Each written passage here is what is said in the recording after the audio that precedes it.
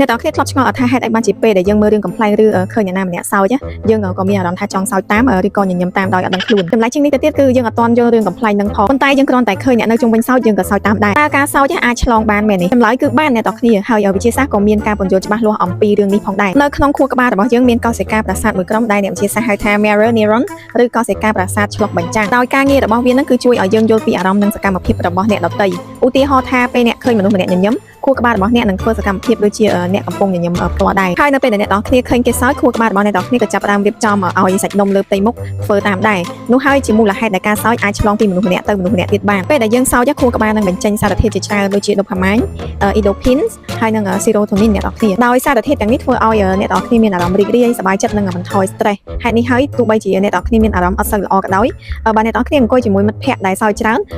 អ្នកក៏អាចចាប់ផ្ដើមសើចតាមបានផងដែរនិងមានអារម្មណ៍ធូរស្រាលជាងមុននេះគឺជាវិធីធម្មជាតិមួយដែលខួរក្បាលប្រើដើម្បីធ្វើឲ្យយើងមានអារម្មណ៍ល្អអ្នកទាំងគ្នាធ្លាប់សង្កេតអត់ថារឿងកំប្លែងជាច្រើនឬកម្មវិធីទូរទស្សន៍ខ្លះហ្នឹង